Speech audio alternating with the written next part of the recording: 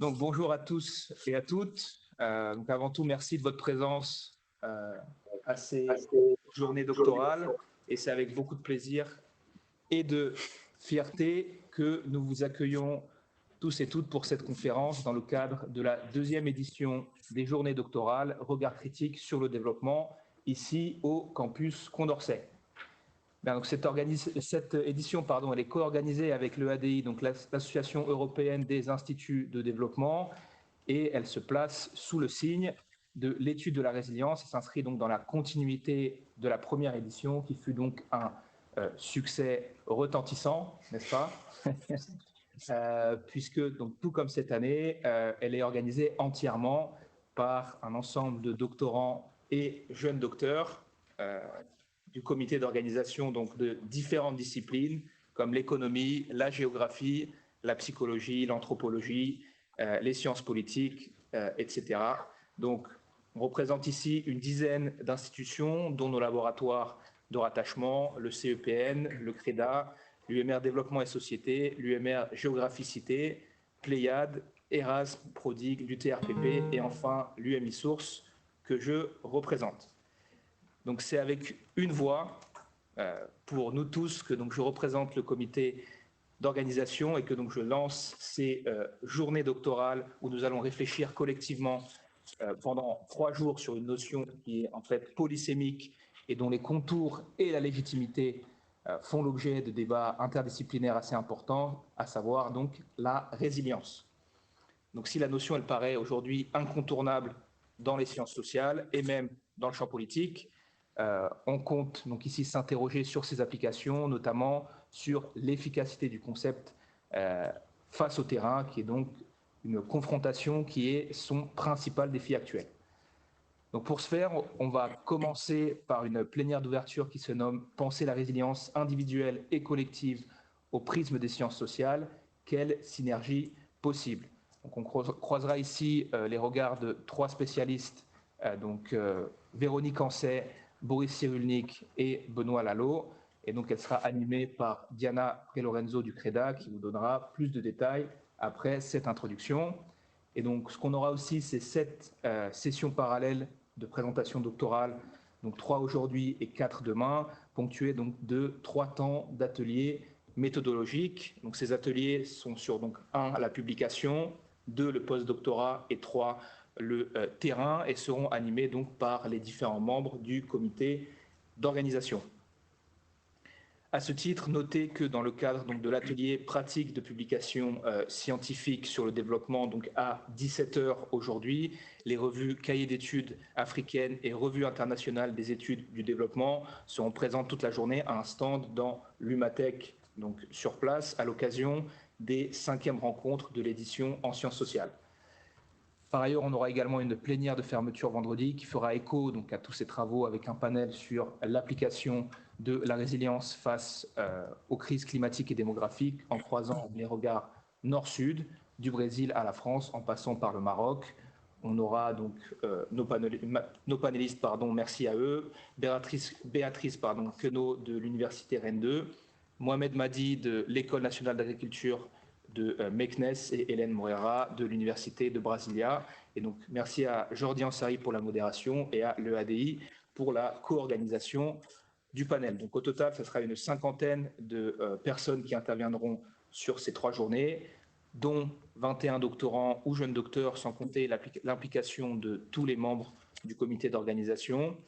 Et donc, comme nous le voulions l'année dernière, les conditions matérielles, elles nous ont permis d'augmenter le nombre de doctorants invités et donc d'augmenter le croisement entre les regards nord-sud. C'est ce qu'on souhaitait l'année dernière, c'est ce qu'on réalise donc cette année. C'est pour nous donc un motif de satisfaction important. Néanmoins, parmi donc les 7 collègues boursiers et boursières qui ont été donc sélectionnés parmi plus de 30 demandes venues donc de 4 pays du continent africain, le Cameroun, Madagascar, le Sénégal et le Togo, il y a 5 d'entre eux malheureusement qui n'ont pas pu nous rejoindre. Donc c'est après un long périple administratif et géographique. On ne peut que reconnaître et déplorer les immenses difficultés auxquelles font face les doctorants africains. qui doivent donc se confronter aux procédures de visa pour venir présenter leurs travaux ici. Et en plus d'une déception pour eux et d'une tristesse profonde pour nous, c'est aussi une gabegie financière importante. Donc nous ferons de notre mieux. C'est pour ça qu'on a un peu attendu pour les intégrer à nos journées et pleinement profiter de leurs travaux en session de présentation. Donc merci pour la confiance renouvelée et étendue envers notre manifestation scientifique. Donc c'est pour ça que je tiens à remercier chaleureusement tous nos partenaires financeurs qui sont ici et qui ont permis l'organisation de cet événement et l'invitation de ces 7 doctorants, même si on n'a que 2 au final qui ont pu venir, donc depuis les pays africains. Merci donc à l'EADI, le campus Condorcet, la F3S, le GEMDEV et les différentes universités et laboratoires de rattachement des membres du comité d'organisation. Par ailleurs, je vous encourage à venir voir le comité d'organisation pour toute question. On sera là, n'hésitez pas. Donc je souhaite également adresser un sincère remerciement au personnel technique, financier, administratif, etc., qui ont été les maillons essentiels de la tenue de ces journées doctorales. Et nous voulons également, dans ce propos introductif, remercier et saluer pleinement l'engagement du comité scientifique, dont une partie est présente par ailleurs aujourd'hui, pour modérer les sessions et animer les plénières. Leurs retours nous ont été précieux. Bien, donc avant de passer la parole à nos partenaires présents ici donc sur place, je vais présenter un de nos partenaires importants qui n'a pas pu avoir de représentant direct ici. Donc nous remercions la F3S, donc Fédération Sciences Sociales Sud, pour son soutien actif. C'est une institution qui existe depuis donc 2012 et qui se consacre à l'étude des sociétés dites des Suds. Elle regroupe donc 9 laboratoires qui cherchent à croiser leurs approches disciplinaires au travers de travaux donc comparatifs et transversaux, avec en commun une connaissance approfondie et une proximité avec le terrain. Donc les disciplines sont représentées, les disciplines qui sont représentées, pardon, elles sont nombreuses et les travaux inter, voire transdisciplinaires, ils sont encouragés, tout comme ici au même titre que pour nos journées doctorales. Donc après cette introduction, j'invite maintenant donc nos partenaires à prendre la parole et ouvrir avec nous ces 3 belles et d'or et déjà réussies journées doctorales. Donc Basile pour le ADI et Raphaël Chevrillon-Hiver pour GMDev, Prodigue et IRD. Merci à vous. On peut commencer. Bon, je veux bien faire un tout petit mot parce que déjà l'introduction était parfaite et c'est vrai que moi je parle au nom du GEMDEV. La rencontre s'est faite par le biais d'abord d'Emma et de tout le groupe d'organisation l'année dernière et quel plaisir, quelle fierté aussi. J'ai vu que le terme vous l'avez employé de voir une telle belle affiche à nouveau parce que déjà les éditions l'année dernière étaient très réussies. Cette année, quand on regarde le programme et surtout la façon aussi dont vous l'avez monté, pensé, organisé, c'est déjà un succès. Je suis assez d'accord avec l'idée de, je suis déjà complètement sûre que dans 3 jours, on sera encore plus fiers de ce qui va être dit, réalisé. Donc c'est vraiment pour le GEMDEV un plaisir d'être partenaire de ces journées, un plaisir de voir qu'il y a une vraie réflexion qui se monte, qui nous pousse, qui nous interroge sur la façon dont on pense aujourd'hui le développement. GEMDEV, on a aussi le D de développement. Tu m'as présenté tout à l'heure IRD, c'est parce que je suis à l'IRD. On a aussi ce fameux D qui nous questionne tous. Et c'est une façon voilà, de l'introduire par ce questionnement de la résilience va être riche. Donc, merci beaucoup à la fois pour l'invitation, mais surtout bravo déjà pour cette affiche qui est très stimulante. Merci. Mais donc, bonjour à toutes et à tous, je m'appelle Basile, je représente l'EADI, donc l'Association européenne des instituts de développement, qui est partenaire de l'organisation d'un atelier et de la plénière de fermeture. Nous sommes très heureux d'être ici avec vous et de co-organiser quelque chose avec le GEMDEV, qui est membre de l'ERD depuis pas mal de temps déjà, de l'EADI, pardon, français, depuis pas mal de temps déjà. Donc nous vous souhaitons d'excellentes journées doctorales. Et si jamais vous souhaitez en savoir plus sur nos activités, n'hésitez pas à venir nous parler à moi ou à ma collègue pendant les pauses ou en marge des événements. Donc merci à toutes et à tous et très bonne journée à vous. Merci à tous. On va maintenant avoir la plénière d'ouverture avec Diana qui va introduire tous nos invités participants. Et donc merci à tous pour votre présence encore une fois. On va passer à la suivante.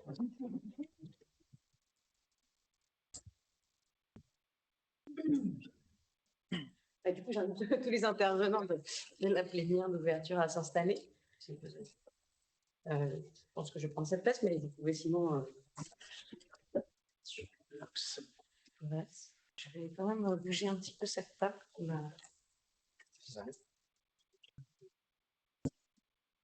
Ouais, on va se décaler peut-être. 9h10. C'est juste pour que ça...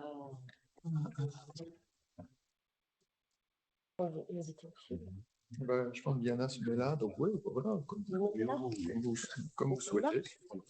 Voilà. La porte se fixe.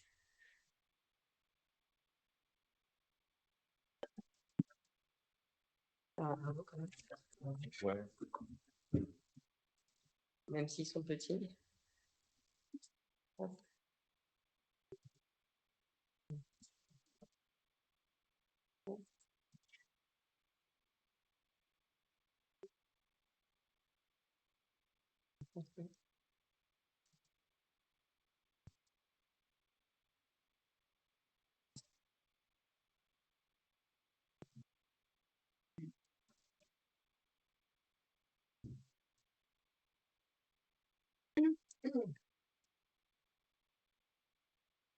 Eh bien, du coup, merci à tous. Du coup, je suis ravie de vous accueillir pour cette plénière d'ouverture. Comme le disait Nicolas, il y a eu donc beaucoup de travail derrière l'organisation de ces journées et du coup, on est ravis de pouvoir vous accueillir ici avec des intervenants qui sont spécialistes et experts sur la question de la résilience. Donc, ce que disait Nicolas, cette collaboration est née en fait d'un projet qui a commencé au sein du campus Condorcet et qui réunit énormément de laboratoires, dont ensuite cette année on a eu donc 2 autres participants, dont Nicolas et Pape, qui se sont joints à l'organisation. Et du coup, merci vraiment à tout le comité d'organisation qui a fait un travail assez extraordinaire. Je pense que c'est vraiment important de le souligner parce que il y a eu tout le travail, disons, scientifique, mais il y a aussi tout le travail logistique qui, il faut le dire maintenant, devient de plus en plus compliqué dans le système universitaire. Donc voilà, merci beaucoup d'être là et pour ceux qui sont en ligne, merci de nous avoir rejoints. Diana Lorenzo, je suis doctorante au CREDA, donc Centre de documentation et de recherche sur l'Amérique, qui fait partie de l'Université Paris 3. Je travaille personnellement sur le Mexique, juste pour vous resituer, moi je suis intéressée par l'histoire du développement parce que j'ai eu la chance de faire un séjour de recherche à l'UNAM, qui est donc l'Université autonome de Mexico, où j'ai pu échanger sur ces questions de développement et de voir les différentes perspectives que pouvaient avoir et les étudiants et les professeurs sur cette notion de développement qu'on n'avait pas en fait. Je pense les mêmes regards et c'est du coup très intéressant d'avoir et ces regards du coup des académiques, enfin ou en tout cas des chercheurs du Sud, des doctorants du Sud, comment ils le vivent, mais comment aussi ils font la recherche sur cette notion. Et cette année, donc, on a décidé de mettre l'accent sur la notion de résilience. Donc, on a la chance d'être accompagné donc, par Véronique Ancet, qui est chercheuse HDR au CIRAD, Boris Cyrulnik, qui est du coup psychiatre, et qui est de l'Université de Toulon, qui, j'imagine, aura beaucoup à nous dire sur cette notion.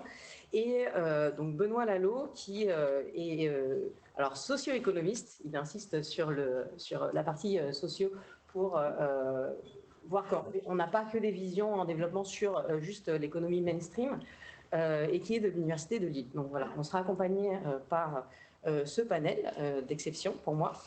Et du coup, je remercie le comité d'organisation de me permettre de faire cette modération humblement. L'objectif, du coup, est d'initier et d'introduire ce terme de résilience qui est en fait un terme polysémique qui est utilisé de plus en plus et dans les institutions et dans l'université et même dans la vie civile, en fait, pour exprimer des choses qui finalement, on ne sait pas vraiment si c'est les mêmes ou de quel point de référence on parle. Du coup, on a décidé pour cette édition de créer un dialogue entre les différentes disciplines qui sont représentées par la sociologie, la psychologie et la socio-économie dans ce panel, afin de pouvoir justement examiner plus en détail cette notion et grâce à nos intervenants, de partager leur expérience et de pouvoir définir un petit peu cette notion avant de continuer ces journées avec les différentes sessions qu'il y aura sur cette notion. Donc, je me permets du coup de m'asseoir maintenant. Grâce à nos échanges pour la préparation de cette plénière, nous avons réalisé du coup l'importance de déconstruire ce concept. Et c'est une idée qui, grâce à Véronique Ancet, de voir que finalement, grâce à la sociologie, on peut déjà déconstruire ce concept et de voir comment l'aborder pour le comprendre et de le mettre en perspective. Du coup, vous êtes chercheuse au CIRAD. Vous avez également travaillé à la FAO, qui est l'Organisation des Nations Unies pour l'alimentation et l'agriculture. Vos recherches se concentrent sur les sociétés pastorales au Sahel, notamment, et vous étudiez de manière générale la portée du discours politique sur la vulnérabilité, la résilience et les conflits. Donc ça, c'est un petit peu pour vous introduire comment vous contribuerez à cette notion. Du coup, dans la résilience dans le cadre sociologique, elle se traduit souvent par l'exploration des réponses des individus, en tout cas c'est ce que vous nous avez partagé, et des communautés face à ces défis, des crises, des situations de stress qu'ils peuvent vivre. Et l'approche EMIC, donc l'approche qui est du point de vue des personnes étudiées, est essentielle pour comprendre comment elles perçoivent et gèrent ces situations. Donc la question, c'est comment se traduit la résilience dans vos travaux en sociologie et quelles sont les notions EMIC qui entrent en résonance dans ces travaux? Je commence. Allez. Bonjour d'abord et merci pour cette invitation.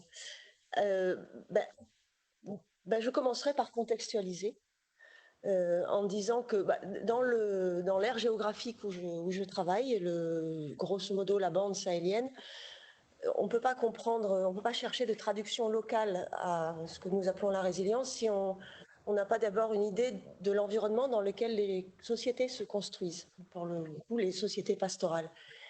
Et la principale caractéristique de cet environnement, c'est une très grande variabilité, pluviométrique, mais aussi institutionnelle.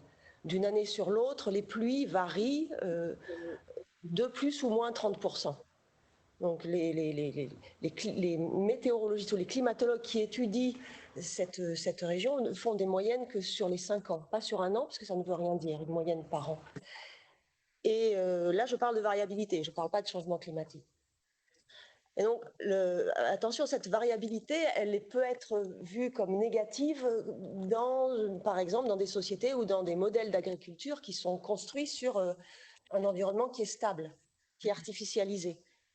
Mais dans un environnement où les gens, les sociétés, les savoir-faire, les pratiques se sont construites de façon consubstantielle à cette variabilité, c'est plutôt un atout parce que les gens, par différentes stratégies de mobilité, de diversification, tirent le meilleur parti de cette variabilité. Donc ce n'est pas en soi quelque chose de dangereux, mauvais ou positif. Ça dépend de la façon dont les sociétés se sont construites avec ça.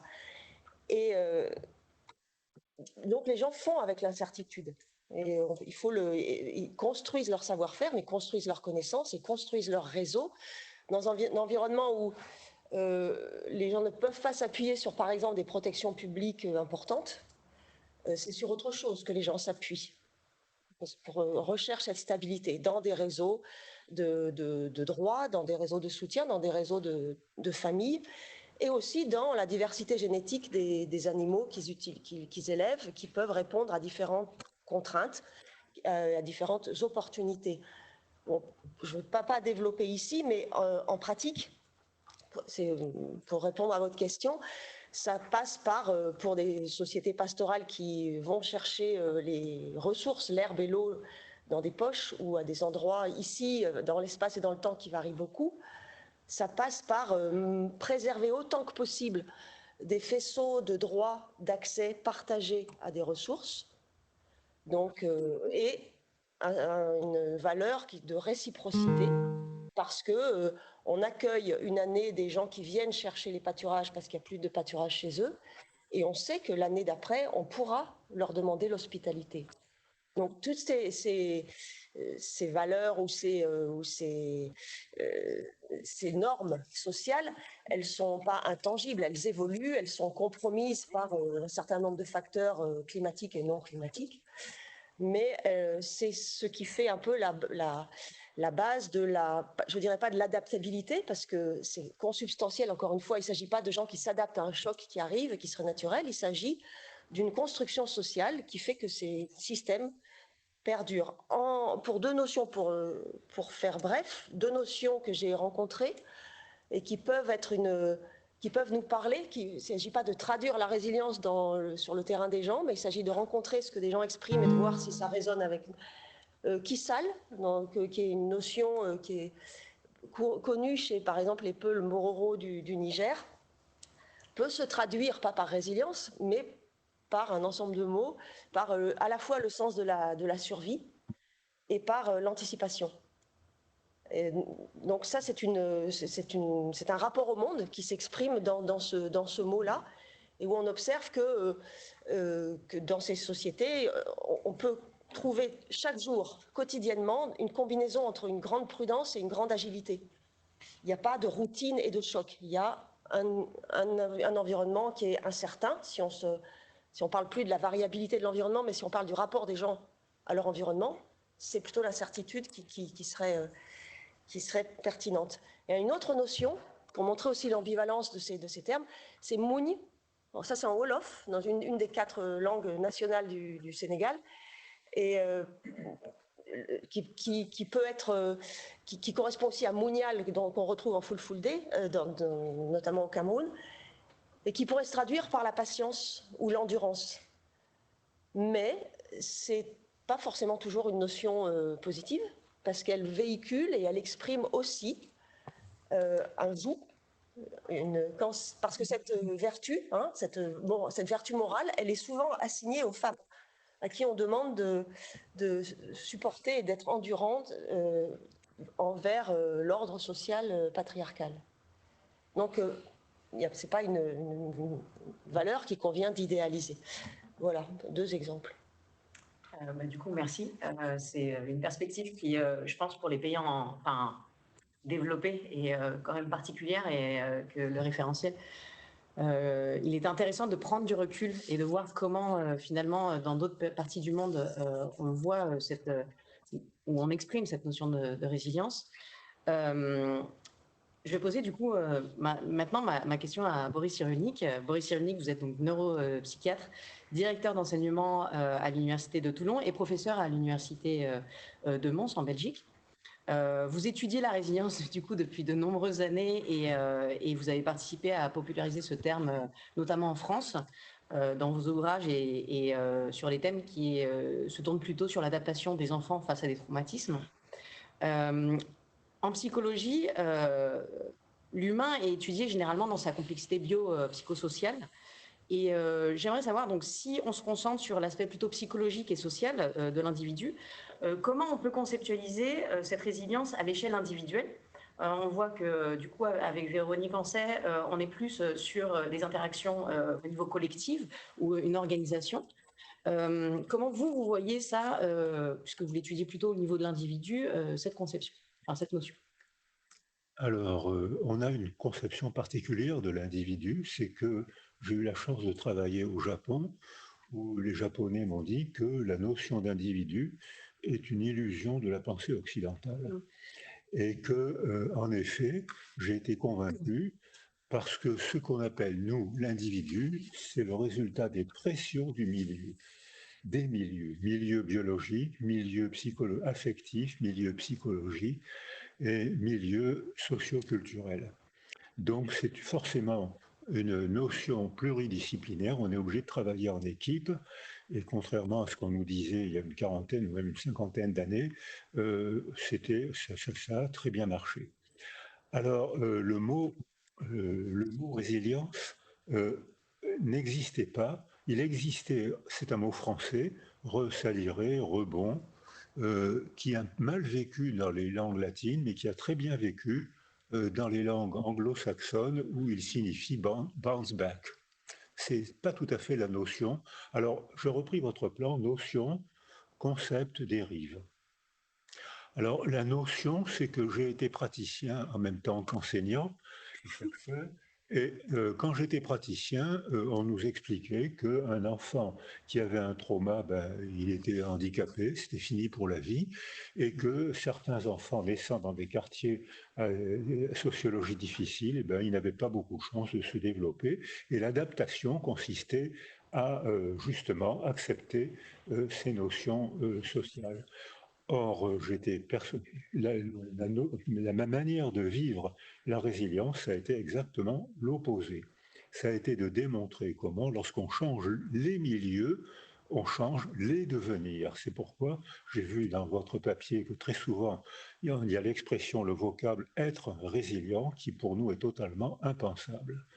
Ce n'est pas un état, c'est une évolution. On ne peut que devenir résilient sous l'effet des pressions du milieu.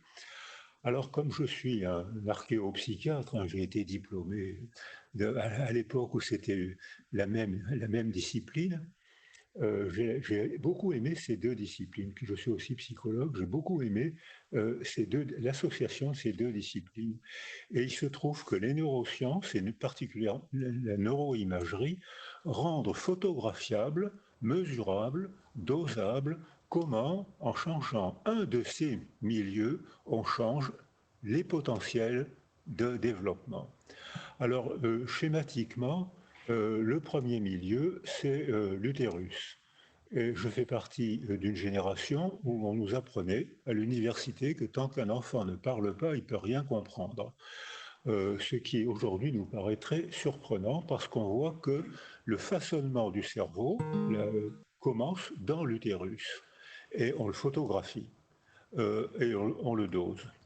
Alors, dans l'utérus, on voit que si ça a été le rapport de la commission des 1000 premiers jours qu'on a remis au gouvernement, qui est déjà suivi de réformes éducatives, congé maternité, congé paternité, encadrement des femmes enceintes, parce qu'on sait que pendant les 1000 premiers jours, c'est-à-dire schématiquement de la conception à l'apparition de la parole, où là, un bébé humain change de monde, il entre dans le monde humain, mais avant, il était humain avant, mais il était humain préverbal.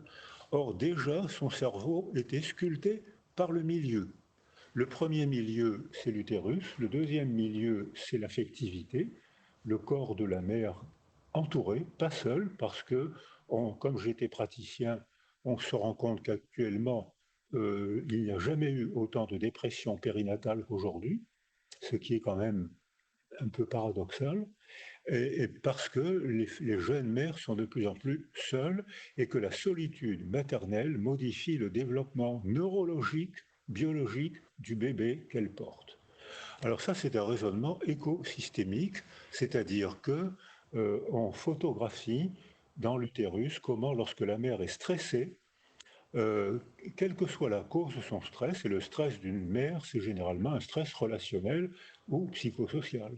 Donc, quand la mère est stressée, elle sécrète les substances du stress, schématiquement cortisol et catécholamine. Il y en a beaucoup d'autres, mais c'est les deux plus faciles à doser, puisqu'on les dose en ville, et elles sont fiables. Elles sont un bon indicateur biologique du stress maternel. Or, le stress maternel est provoqué presque tout le temps par une difficulté relationnelle. Qu'est-ce qui peut provoquer le stress d'une femme enceinte ? C'est la précarité sociale, c'est la guerre, c'est la violence conjugale, c'est les conditions d'existence psycho-affectives, sociales. Or, un bébé, j'ai travaillé à Tel Aviv avec Shaul Harel, un bébé, 170 femmes enceintes stressées qui consultaient d'elles-mêmes pour syndrome psychotraumatique, on a dosé le cortisol dans le sang des mères qui passe dans le liquide amniotique que le bébé déglutit.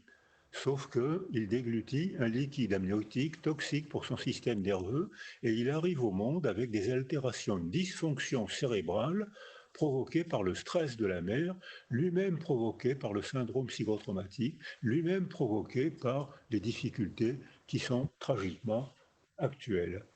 Alors, cette notion-là, c'était une notion, un pressentiment. Il n'y avait pas de vrais travaux scientifiques, mais j'étais personnellement, étant praticien, je ne supportais pas cette malédiction. Si vous naissez dans une famille comme ça, vous n'avez aucune chance de vous développer.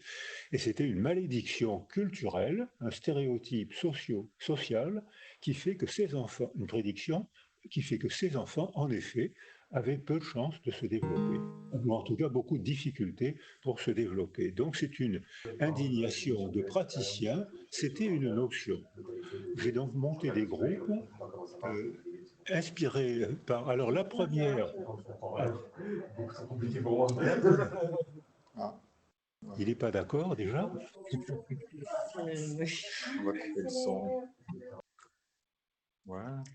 Alors la première a transformé cette notion de praticien et essayé d'en faire un concept scientifique.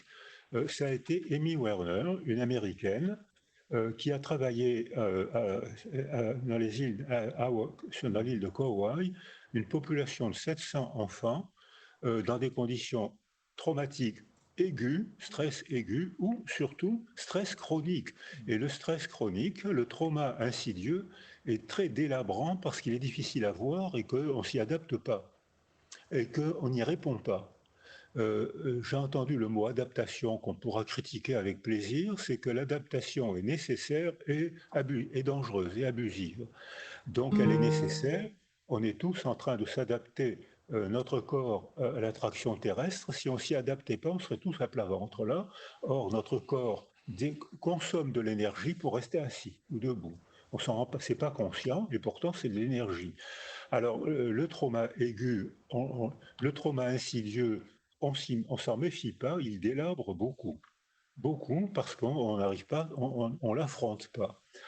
Alors, Amy Werner constate que, comme on pouvait le prévoir, 72% de ces enfants deviennent des jeunes adultes en grande difficulté, ce qui était facile à prévoir, mais 28% apprennent à lire et à écrire avec pas ou peu d'école, forment une famille et apprennent un métier, se débrouillent comme on se débrouille tous dans la vie plus ou moins bien.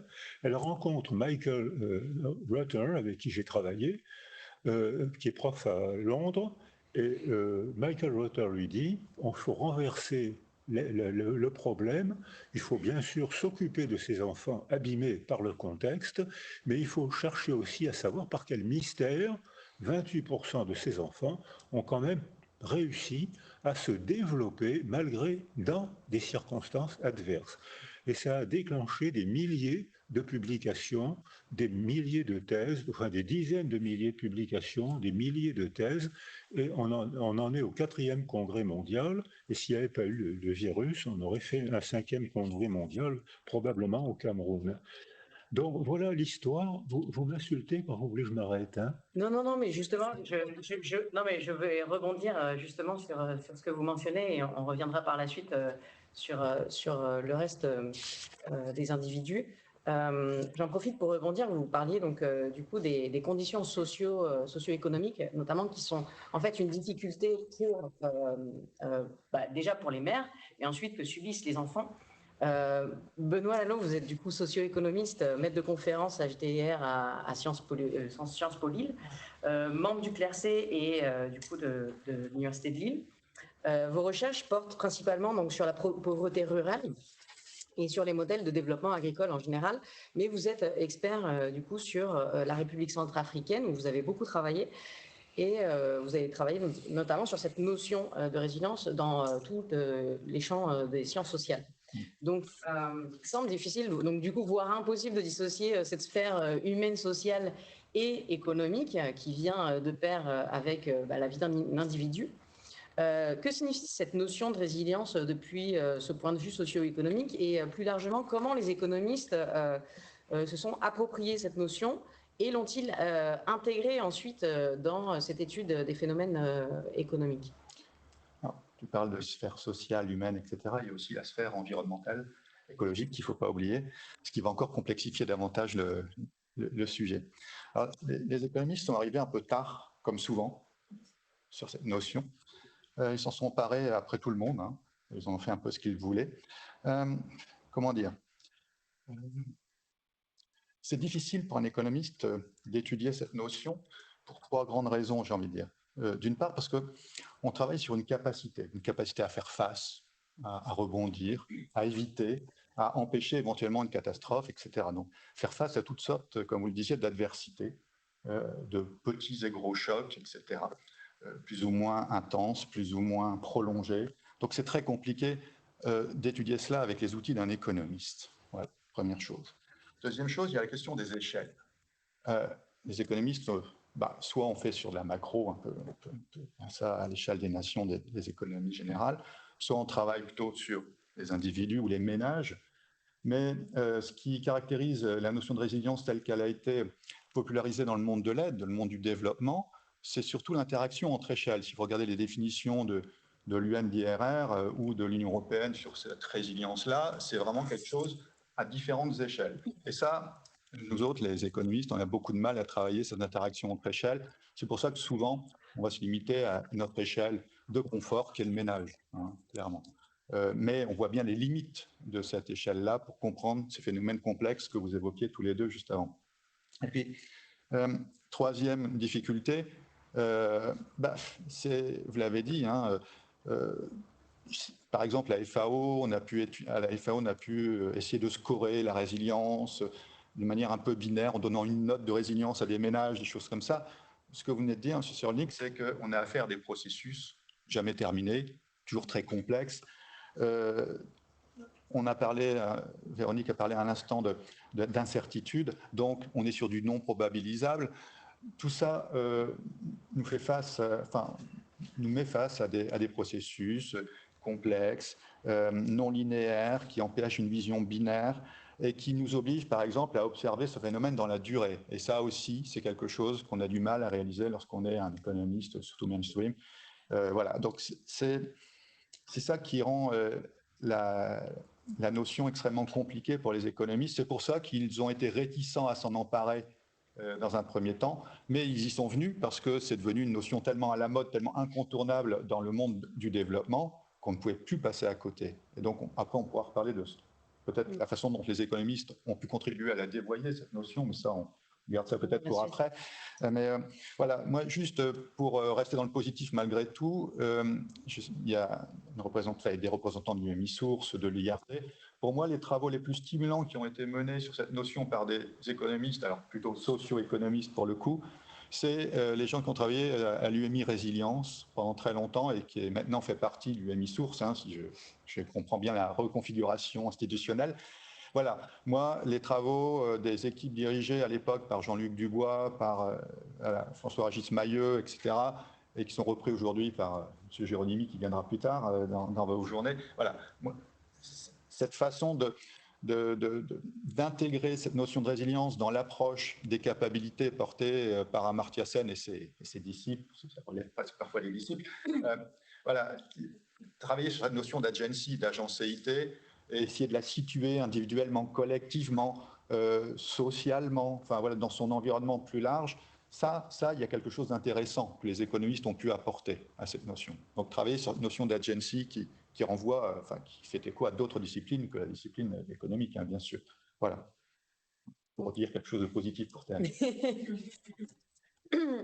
Du coup, merci. Je pense qu'on a vu 3 points de vue différents finalement. En fait, un point de vue qui part du collectif, un point de vue qui part du collectif des communautés et de l'organisation entre les individus, un point de vue plutôt du coup depuis les individus, comment ils se développent dès le plus jeune âge, et un troisième point de vue que moi je comprends comme en fait la collaboration entre différents acteurs, si j'ai bien compris, et comment on aborde en économie d'une certaine façon cette mesure de la résilience qui est en fait presque impossible en prenant en compte les trois notions qui sont la variabilité, l'incertitude et en fait enfin l'incertitude au niveau global et l'incertitude en fait de l'environnement de chacun. Du coup, au début de ma thèse, j'ai eu la chance d'avoir un peu de temps, ce qui n'est plus le cas, de lire du coup Merveilleux Malheur et le vilain petit canard, donc des livres qui ont été riches d'enseignements pour moi et en fait qui expliquent beaucoup de choses au point de vue de l'expérience, notamment des enfants et de ce que vous disiez en fait, pourquoi certains s'adaptent et pourquoi d'autres ne s'adaptent pas. En fait, on n'a pas vraiment identifié tous les facteurs. On a identifié. Ah bah vous allez nous les dire, c'est très bien. Du coup, ma question c'est est-ce que vous avez pu observer les facteurs sociaux en fait, donc les interactions en fait aussi que vous mentionnez, qui permettent de faciliter ce développement de la résilience et cette résilience collective dont parlait un petit peu Véronique. Est-ce que en fait, il y a une sorte de transfert entre le fait qu'un individu soit résilient ou devient résilient et cette transmission au collectif ou, du coup, à l'inverse pour Véronique, que le collectif fasse devenir un individu plus résilient? Alors, nous, on peut, dans l'optique qui est en train de devenir scientifique de la résilience, on peut évaluer les variables. C'est-à-dire que lorsqu'on voit quand le milieu social, par exemple, dans un pays en paix, 70% de tous les enfants au 10e mois ont acquis ce qu'on appelle un attachement sécure, c'est-à-dire qu'ils entrent en interaction avec la figure d'attachement qui statistiquement est la mère, mais si la mère est morte ou malade ou etc., ça peut être une autre figure d'attachement, ça peut être un homme, ça peut être un métier, il faut qu'il y ait une figure d'attachement. Un cerveau sain, sans altérité, s'atrophie.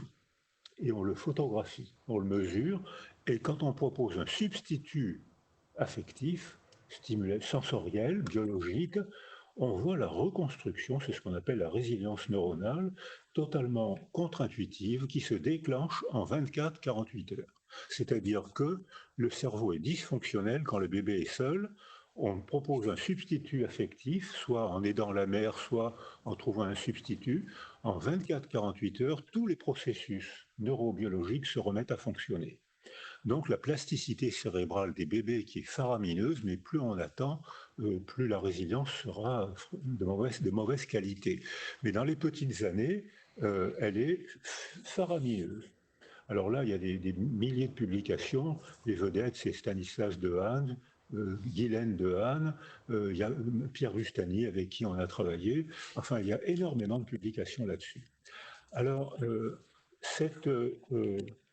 nous, on peut mesurer la variabilité.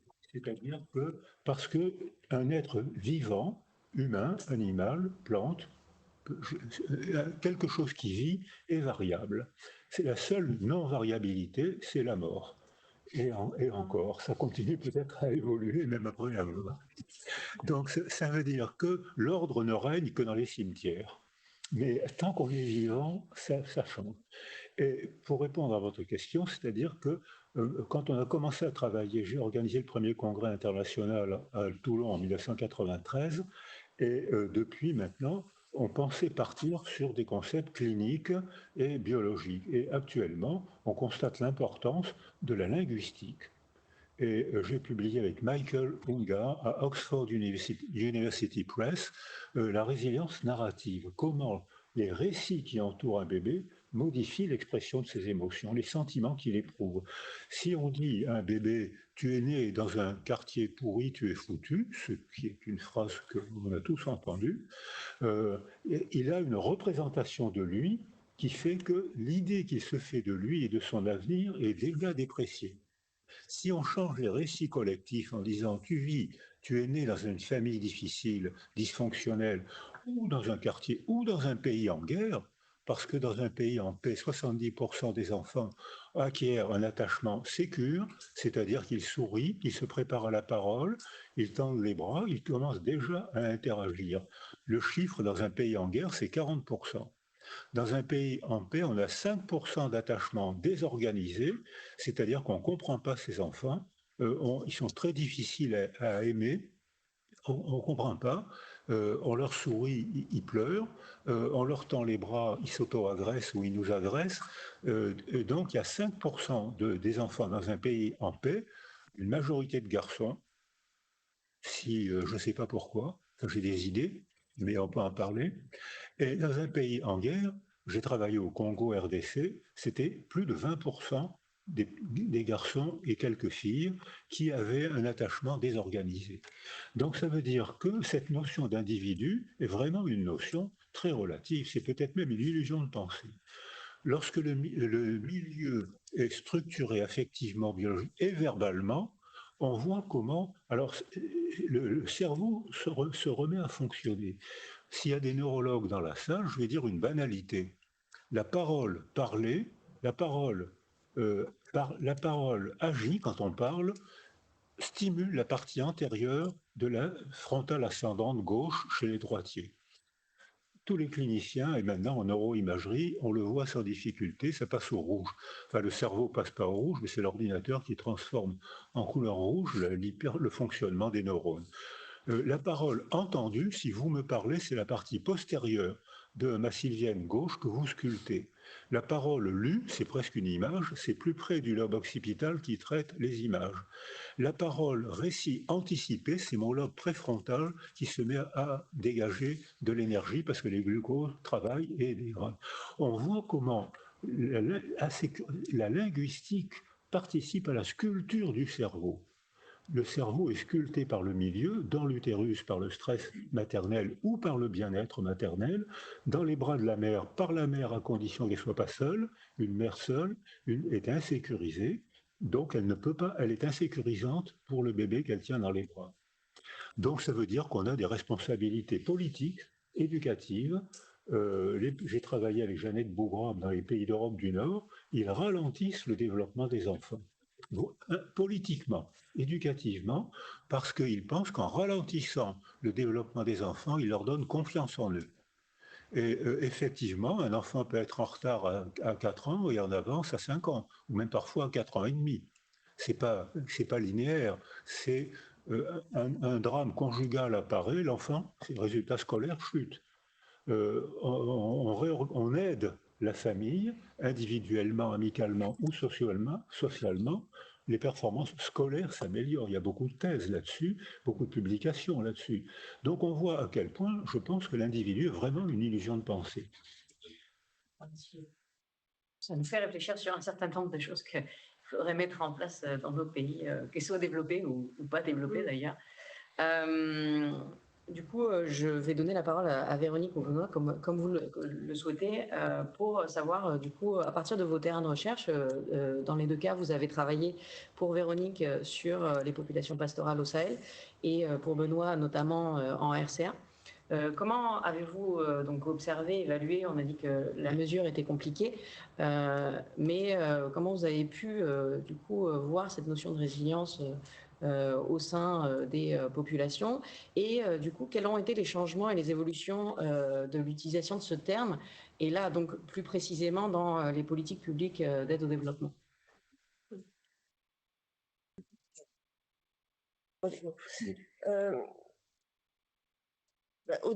J'ai d'abord observé, comme Benoît l'a dit, une diffusion, elle s'observe facilement et avec des observations bibliométriques, c'est très facile de voir la diffusion exponentielle de l'usage de la résilience dans tous les domaines de publication, de marketing, de publication scientifique, économique ou autre. Et dans le milieu de l'aide au développement, comme ailleurs, et un peu à la remorque, c'est vrai. Dans un premier temps, pas un projet de réflexion ou d'aide ne se dispensait du mot de résilience sans pour autant que les pratiques aient vraiment changé. En fait, il s'agissait plutôt de labellisation. C'est un mot-clé, déclencheur de financement, comme il y en a par vague. Mais ça ne veut pas dire qu'il n'y a pas eu des portées transformatives de ça dans le cadrage politique, mais j'y viendrai après. Là, dans un premier temps, il s'agissait de mettre résilience à toutes les sauces, et puis on retrouvait les pratiques de développement, le microcrédit, l'appui à la diversification, des choses qu'on pouvait retrouver depuis 15 ans, 20 ans dans ces interventions, dans ces actions. Ça remplaçait avantageusement, m'a-t-il semblé, le terme de vulnérabilité, simplement parce que vulnérabilité était un terme connoté négativement et que résilience était, dans cet usage-là, un peu simpliste, connoté positivement. Et puis, j'ai quand même, ce qu'on remarque aussi, c'est que l'usage s'est sophistiqué.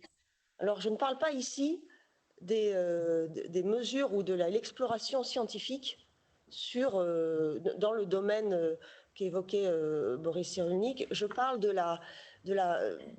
3 voies, en gros, dans l'instrumentalisation de ce terme. C'est complètement différent. La métrologie, la mesure, la prédictivité et le ciblage. Pour moi, ce sont des risques ou des dévoiements de cette notion. La métrologie, c'est-à-dire qu'effectivement, maintenant, on mesure la résilience. Et comment on la mesure? Ce qui est encore plus sophistiqué, c'est qu'on demande même aux gens de faire du self-assessment. J'ai observé à la FAO et ailleurs des projets qui, parce qu'il faut toujours dans cette logique un peu de reproduction institutionnelle, il faut pouvoir justifier de la production de connaissances et puis de l'effet sur la résilience des populations dans des terrains où beaucoup d'argent est dépensé. J'ai pu observer des projets où un des volets de cette réflexion consistait à aller élaborer un questionnaire. Alors il y a les versions 1.0, 2.0, 3.0 de ces questionnaires, où on va demander aux gens d'évaluer eux-mêmes leur résilience. Et là où c'est très très sophistiqué, c'est que ça s'inspire de l'économie randomisée, c'est-à-dire que dans le design de ce projet, il était prévu que des équipes aillent dans des villages où était passée une équipe d'intervention pour distribuer une forme d'aide ou une autre, semences ou argent, et pour bien mesurer, aille aussi passer dans un village où personne n'était passé. Un groupe contrôle. Un groupe contrôle. On en est là. Alors, ce qui est un peu rassurant, c'est que les équipes sur place, c'était au Burkina, ont refusé complètement de se prêter à ce jeu, et même pas pour des raisons éthiques, simplement parce qu'ils n'avaient pas envie de se faire lyncher en allant repasser dans des villages, d'abord pour demander aux gens de remplir ces questionnaires en évaluant leur résilience sur une échelle de 1 à 80, parce qu'il y a beaucoup de pages dans le questionnaire, et aussi d'aller voir dans les villages, en estimant peut-être que les gens ne se parlent pas entre eux, que l'information ne circule pas, et que les gens dans les villages où personne n'était intervenu n'avaient aucune information sur ce qui se passait à côté. Donc voilà, ça pour moi c'est une évolution pas forcément positive de l'usage de ce terme, du mésusage de ce terme, qui va donc avec le ciblage des populations, c'est-à-dire que ça sert quand même à dépenser l'argent de façon efficace, vis-à-vis de gens qui auront une résilience minimale. C'est un petit peu la version un peu utilitariste de cette, absolument cynique, mais ça se calcule quand même.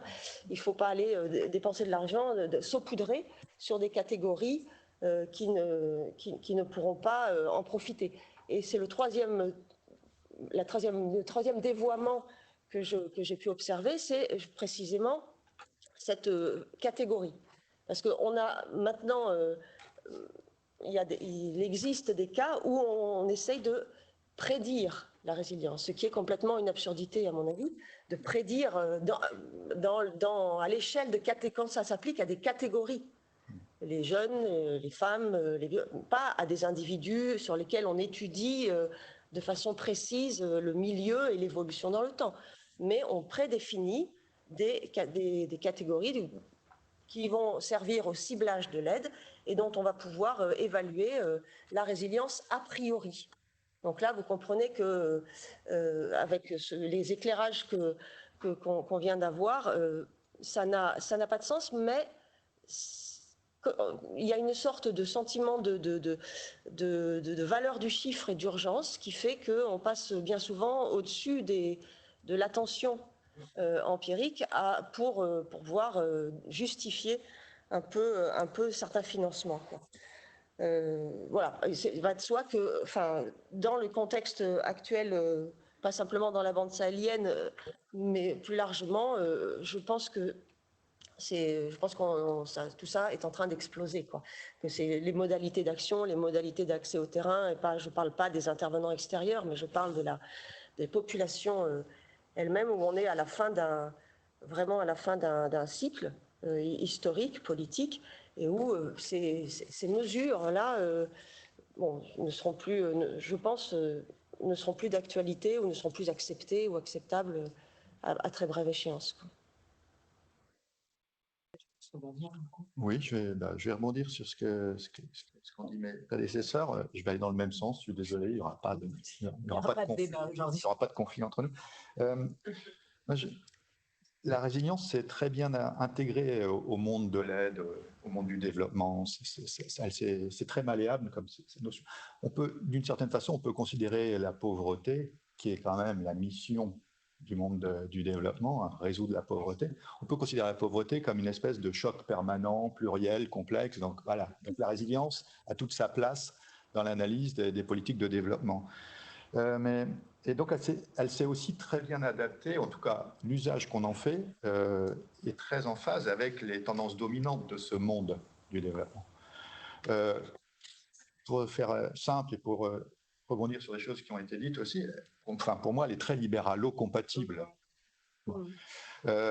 Même si la Banque mondiale s'en est emparée très tardivement, cette notion colle très bien avec son approche de la pauvreté, considérant une forme d'individu résilient comme entrepreneur de sa vie, et donc responsable d'une certaine façon, au moins en partie, de sa sortie de pauvreté. Donc on est responsable de sa sortie des chocs que l'on subit, etc. Donc ça colle bien à cette image de l'entrepreneur pauvre, hein, etc., qui est quand même au cœur des politiques de développement social promues par la Banque. Bon, elle s'intègre aussi très bien à une autre tendance du monde de l'aide qui est l'approche des nexus, c'est-à-dire l'idée de tout mettre, enfin d'intégrer l'urgence, le développement, la gestion des conflits, etc., la protection, comme on dit dans le monde de l'aide. Bref, parce que la résilience est effectivement pluridimensionnelle, elle touche à toutes ces dimensions-là. Et donc oui, on pourra mettre des programmes de résilience visant à mettre du nexus dans tout ça. Alors vous avez des gros programmes, je ne sais pas, moi, vous connaissez sans doute, si vous travaillez dans la zone, le gros programme Résilac autour du lac Tchad, voilà, qui essaye de mettre un peu tout ça en musique. On redécouvre ce qu'on appelait autrefois le développement intégré. Hein. Ce n'est pas nouveau, mais c'est une revisite, en fait, comme on dit dans les émissions culinaires. C'est aussi, le monde de l'aide est aussi un monde fait de slogans, de modèles voyageurs, comme disent les anthropologues, de mode. Et la résilience en est devenue une, avec les risques, effectivement, que porte cette mode, c'est de voir de la résilience là où il n'y a parfois que de la survie ou de la résistance. Et pour moi, ce sont des phénomènes de nature profondément différentes. En tout cas, voilà, on pourra y revenir, mais ce sont des débats. Mais quand on parle de la résilience des enfants des rues, moi, ça m'interroge. Voilà, c'est ce genre de choses. Et pourtant, on en parle. Et puis, dans ce monde, je reviens plus sur la question de mesure que Véronique a évoquée, mais c'est aussi effectivement un monde où prime l'expertise. Et l'analyse de la résilience est devenue un champ d'expertise extrêmement valorisable. Et quand je dis valorisable, c'est académiquement, mais aussi financièrement. C'est devenu un enjeu. C'est une nouvelle source de rente dans le monde de l'aide que de savoir mesurer la résilience.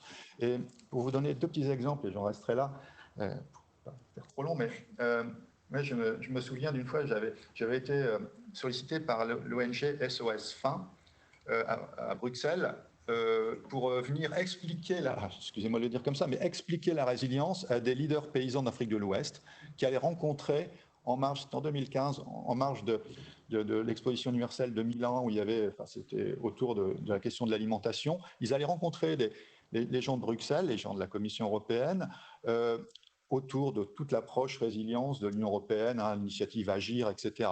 Et ces gens-là étaient démunis parce qu'ils n'avaient pas les codes.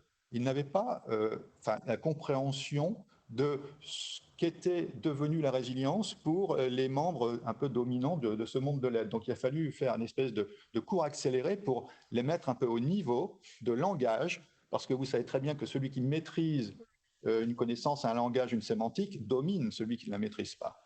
Donc, c'est aussi quelque chose de... Et à la même période, une des doctorantes que je dirigeais à l'époque, qui a fait une thèse sur la résilience collective, enfin voilà, peu importe, c'était Lise Archambault, elle est allée faire une formation à Niamey au Niger auprès des statisticiens, des techniciens de l'Institut national de statistique du Niger. Parce qu'eux aussi se retrouvaient face à des gens de la Banque mondiale, des gens du PNUD, etc., qui n'avaient que ce mot résilience à la bouche et qui se retrouvaient, encore une fois, en situation d'infériorité. Donc, vous voyez, c'est une idée, une fois qu'elle devient dominante, qui peut justement accroître les rapports de domination au sein du monde qui le mobilise. C'est bien parce que vous avez répondu à ma prochaine question, du coup.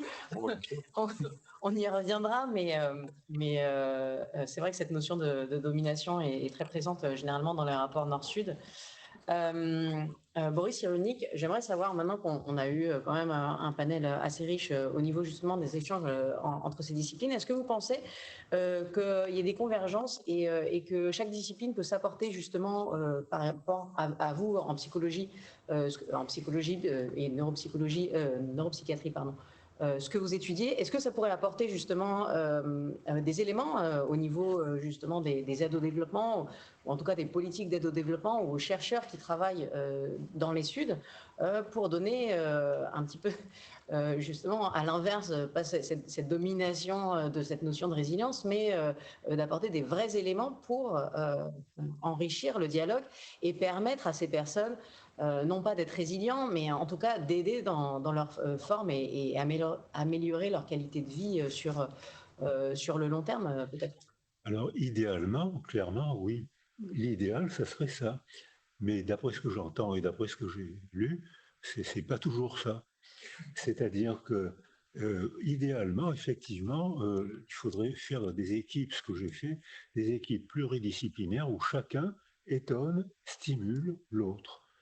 La fragmentation du savoir permet de faire des carrières universitaires, mais quand on est praticien, quand on est sur le terrain, on est obligé d'intégrer des disciplines différentes. Dans un laboratoire, on peut faire un objet de laboratoire, mais quand on est praticien, quand on va sur le terrain, la personne qui est là, elle s'assoit avec son corps, son cerveau, sa religion, son histoire, ses croyances et son portefeuille ou son absence de portefeuille. Donc, idéalement, on nous disait, il y a 30 ou 40 ans, on nous disait, il faut faire une équipe pluridisciplinaire, ça ne marchera pas. Ça a marché très bien, mais ça pose des tas de problèmes parce que je crois qu'a priori, il y a parmi nous des gens qui aiment l'incertitude, ce sont les évolutionnistes. Ils aiment se poser, c'est vrai aujourd'hui, mais si ça change le milieu, ça sera plus vrai demain. Donc l'incertitude est créative et elle stimule des tas de problèmes scientifiques. C'est l'attitude évolutionniste qui angoisse beaucoup de gens qui ont besoin de certitude. Alors eux, ils ont des recettes, l'évaluation, les chiffres, on leur propose des recettes, on leur propose des slogans, et vous serez d'accord avec moi pour dire que le slogan, il n'y a pas mieux pour arrêter la pensée. C'est-à-dire qu'on récite, on a un sentiment d'appartenance délicieux si on récite tous ensemble. C'est ce que j'appelle le cœur des perroquets. C'est-à-dire qu'on est tous côte à côte, on scande les mêmes choses. Qu'est-ce qu'on est bien, les gars? On a complètement arrêté la pensée. Alors que, donc, ce que j'entends, c'est que, est-ce que c'est un dévoiement?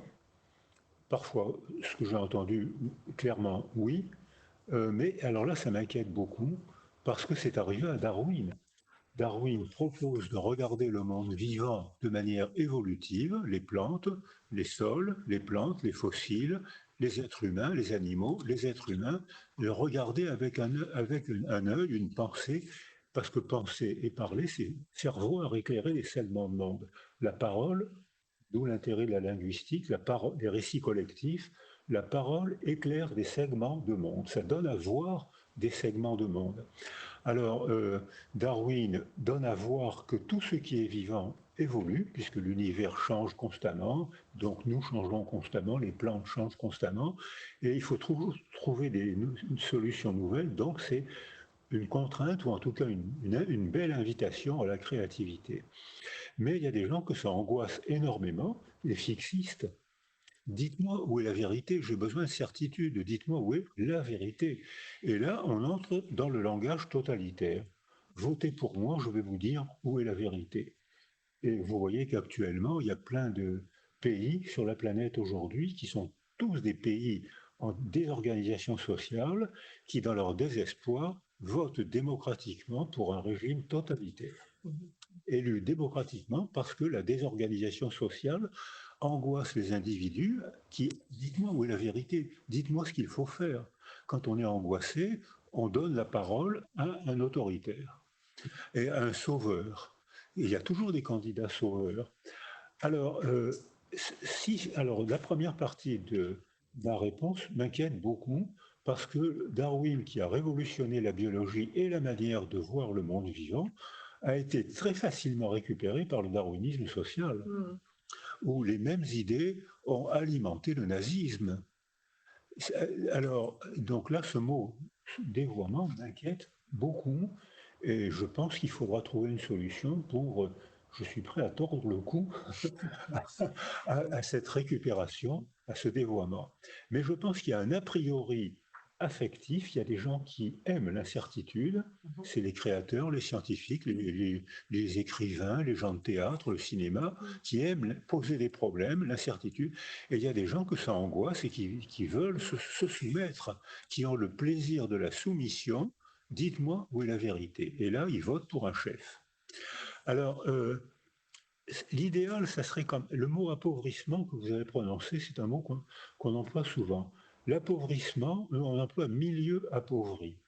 Et quand on fait des expérimentations en éthologie animale, quand on fait un appauvrissement sensoriel, on photographie comment le cerveau de l'être vivant, l'animal appauvri sensoriellement, devient très rapidement dysfonctionnel. Même un cerveau d'oiseau, un cerveau de mammifère et un cerveau d'humain encore plus, parce qu'un cerveau humain est hyper soumis au contexte sensoriel, affectif et verbal. Hyper soumis, alors qu'un animal vit dans un contexte plus immédiat. Et un être humain vit dans un contexte absent, représenté par les récits, les croyances, etc. Donc, l'appauvrissement, il est d'abord sensoriel, ça provoque une dysfonction cérébrale résiliable si on change le milieu, donc responsabilité politique et éducative et culturelle. L'appauvrissement, il peut être verbal. Un bébé préverbal entend des mots, mais ce n'est pas des mots, c'est des sonorités. Quand Guylaine Dehaene fait des résonances magnétiques nucléaires à des bébés de 3-4 mois, si on parle autour du bébé, c'est le lobe temporal gauche qui dégage de l'énergie, ça veut dire que le bébé entend des sons qui le stimulent beaucoup. Si on s'adresse au bébé, c'est une zone précise, le planum temporal gauche, qui est un repli horizontal du lobe temporal gauche, qui se passe au rouge, ce qui veut dire que chez un bébé de 3-4 mois, parler autour, c'est pas lui apprendre des mots, s'adresser à, c'est sculpter son cerveau et transformer la zone des sons en ce qui va devenir progressivement la zone des mots. Et quand on arrive au récit, alors là, on a des représentations sociales de qui je suis. Je suis un Indien intouchable, je n'en sortirai jamais, ma caste est comme ça, je dois m'adapter, l'adaptation à ce moment-là est une forme d'aliénation, je dois m'adapter à ce qu'on dit de moi, je suis un intouchable, et je n'ai jamais été en Inde, ma fille y a été, elle me dit qu'elle a entendu des phrases, ma petite ordure adorée. La mère parlait à son enfant en l'appelant ma petite ordure adorée, donc ça veut dire que tous les récits, c'est ce qu'on entend, tu ne peux pas t'en sortir, c'est ce que j'ai entendu quand j'étais enfant, hein, tu ne peux pas t'en sortir, quand un enfant sans famille ne peut pas s'en sortir, donc on va te donner une petite pension et tais-toi. Je me permets justement de rebondir là-dessus parce que ça fait le lien en fait avec ce que disait Monsieur Lalo. Finalement, en fait, à partir du langage, à partir en fait de notre linguistique, qu'elle soit du nord ou du sud, en fait, ma sensation, et après vous pourrez me dire si c'est vrai ou non, c'est finalement ceux du nord viennent avec leur langage, avec leur vocabulaire, avec leur sémantique, pour imposer un certain modèle, pour en fait dire ce qu'on doit faire ou ce qu'on ne doit pas faire, et comment être résilient ou pas résilient. Benoît Lallot, enfin vous avez du coup écrit un article en 2011 là-dessus.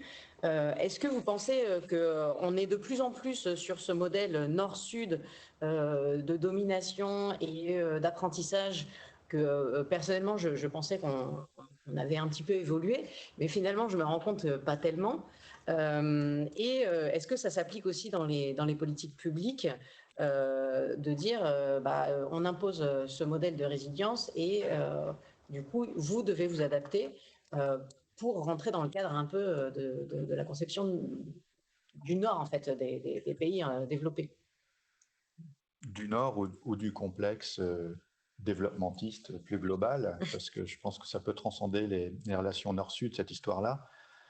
Moi, j'ai envie de dire que si on veut éviter le dévoiement de la notion, comme on l'a dit, au-delà de cette domination du Nord sur un Sud, ou sur des Suds, enfin, on va pas rigoter là-dessus, je pense que l'enjeu, c'est la remise en politique. Alors on va refaire comme vous l'avez fait, je fais un truc très rapide d'histoire des idées, mais en gros, au commencement était l'analyse de la vulnérabilité, l'approche de l'empowerment, qui étaient des approches très structuralistes. La vulnérabilité, c'était un construit socio-historique. Les gens mouraient de faim, non pas parce que la nature était méchante, mais parce qu'ils vivaient dans des unsafe conditions, un contexte qui les rendait vulnérables à une sécheresse, etc. Donc il y a eu quelque chose, voilà, ça venait de quelque part, ce n'était pas une fatalité. L'empowerment, c'était la même chose, il s'agissait de remettre en cause un système dominant, dominateur, les femmes contre le patriarcat, les Noirs d'Afrique du Sud contre l'apartheid, etc. Donc il y avait vraiment cette idée de bousculer un système, de remettre en cause des causes structurelles d'appauvrissement, etc. Et puis est arrivée la Banque mondiale, je fais très court, et l'intégration de ces notions par les bailleurs dominants, et on en a fait des notions beaucoup plus microéconomiques, beaucoup plus fondées sur la responsabilité individuelle.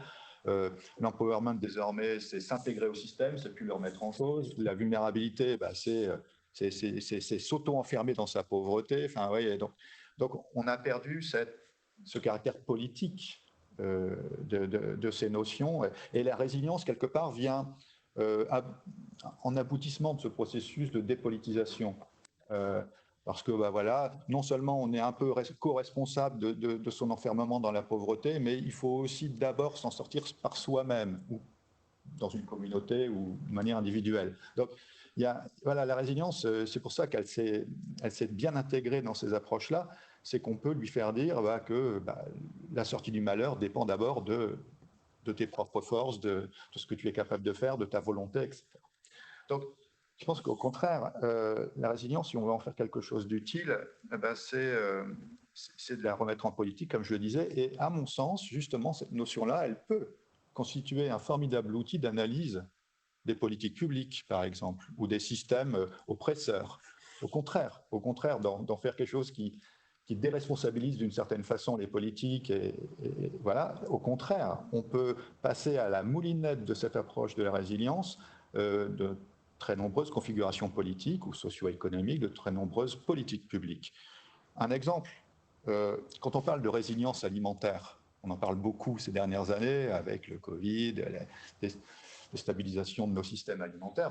Parler de résilience alimentaire, ça nous oblige à interroger la façon dont sont configurés nos systèmes alimentaires. Ça nous oblige à interroger nos politiques alimentaires. Ça nous oblige à penser d'autres modèles socio-techniques fondés par exemple sur l'agroécologie, la souveraineté alimentaire, etc. Donc si on utilise bien cette notion, elle peut nous apprendre beaucoup de choses et elle peut avoir une véritable portée transformative, je trouve. Voilà, donc pour ne pas rester sur quelque chose de trop négatif. Donc on peut sortir de ce dévoiement, me semble-t-il. Ça va faire très bien la transition et la conclusion pour qu'on puisse ensuite avoir des questions de la part de l'auditoire. Vous parlez, donc on a bien compris que c'était un buzzword qui est utilisé dans toutes ses formes, dans toutes ses définitions, en fait à des fins qui sont selon les acteurs bien définies, pour les acteurs. Et Benoît Lalot, vous avez parlé de déresponsabilisation. Véronique Ancet, est-ce que vous pensez du coup que ce mot limite le champ d'intervention en fait des politiques publiques dans un premier temps et participe à la déresponsabilisation des acteurs institutionnels, que ce soit au niveau international ou au niveau national, ou même local d'ailleurs. Quelle pertinence finalement pour cette notion dans l'analyse des sciences sociales? Ça fait beaucoup de questions. En fait, ça nous permet de conclure et de donner des éléments ensuite pour je pense qu'il y a eu un aspect buzzword, il y a eu un aspect slogan, mais que en fait, ça va beaucoup plus loin que ça. Ça opère un recadrage. Ça change le récit, ça change le narratif et ça recadre ce qui est un objet de politique publique, ce qui est dans le cadre et ce qui est hors champ. Alors, ça a été dit, donc je ne vais pas m'étendre là-dessus, mais ça transforme de fait, parce que on construit avec les objets dignes qui méritent d'être travaillés pour être les objets, c'est-à-dire les échelles, les ménages, comme l'a dit Benoît, les systèmes, rarement les individus dans le cadre de l'aide au développement, hein, mais un territoire, un terroir, bon. Ça recadre et donc ça focalise et ça concentre les moyens de financement et l'attention au détriment de ce qui devient hors champ. Et donc, dans ce sens-là, je suis d'accord avec Benoît qu'il y a une partie de déresponsabilisation, puisque devient hors champ tout l'aspect structure intersectorielle, sectorielle, qui est en ruine depuis 45 ans, 50 ans, hein, depuis les ajustements structurels, depuis le démantèlement de cet aspect de les politiques économiques, depuis le début des politiques d'austérité dans le financement, depuis les crises de l'endettement, depuis les années 80. Bon, on hérite quand même d'un démantèlement, sans refaire un autre versant de l'histoire de la pensée économique et du développement, mais on est sur un champ de ruines. Donc ça n'est pas naturel, ça n'est pas tombé du ciel, ça a été démoli. Et maintenant, faute de pouvoir agir vraiment sur des ressources humaines qui sont parties, des ressources humaines qui ne sont pas formées, des services publics qui sont en ruine, eh bien, on se concentre sur des poches de résilience. Donc, en ce sens-là, oui, il y a une déresponsabilisation et un refus de regarder ce qui est mis hors champ. Mais il y a un autre aspect qui est, pour moi, qui relève quand même donc d'un processus politique en soi. C'est que ça focalise sur des parties du système. Merci pour ce patchwork et cette composition, parce que les interventions m'obligent, pour ne pas répéter ce qui a déjà dit, à aller plus loin, donc l'amorce d'un dialogue. Je réagis à ce que disait Boris Cyrulnik sur la notion d'individu qui est une illusion. Pas simplement d'un point de vue culturel, mais aussi dans une approche disciplinaire, celle de la socio-économie ou de la sociologie. L'individu, il est traversé par des liens, bon, je ne vais pas le redire mal, ce qui a été dit très bien, mais quand on parle des systèmes pastoraux, pour donner un exemple concret, ces systèmes-là qui sont en train de se maintenir, affrontent des contraintes externes de foncier, d'accès aux ressources, des contraintes internes parce qu'il y a un ordre gérontocratique qui fait que plusieurs générations vivent ensemble autour d'un troupeau qui est géré par l'aîné. Et les jeunes, ça peut aller jusqu'à 35-40 ans, les jeunes ceux qui ne sont pas... Ils peuvent être mariés, mais ils sont quand même jeunes, tant qu'ils n'ont pas un accès au droit sur le bétail, sur la ressource familiale. Les contraintes internes de partage des ressources et externes d'accès au foncier ralentissent en ce moment la transmission des droits d'une génération à l'autre. Ça veut dire que cet ordre gérontocratique pèse de plus en plus longtemps sur des gens qui demandent de l'argent à leur père pour nourrir leurs femmes et leurs enfants.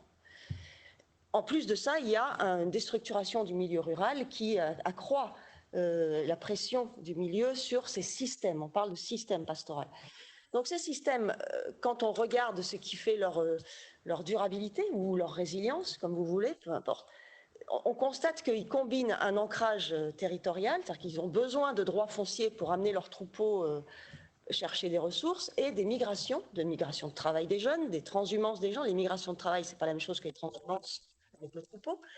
Migration sans retour ou temporaire, les gens, contrairement à ce qu'on peut raccourcir, c'est pas une migration ou choisie ou subie. Les gens, quand ils partent, puis après ça se construit au fur et à mesure que des portes s'ouvrent ou se ferment, restent ou reviennent. Mais ces jeunes générations peuvent contribuer à l'entretien économique de leur famille en étant multilocalisés, en envoyant de l'argent, mais en n'étant plus sur place. Ou alors ils peuvent trouver un travail dans le village, mais qui n'est plus dans l'élevage. Réparateur de batteries, installateur de batteries solaires, rechargeur de portables, épicier, etc.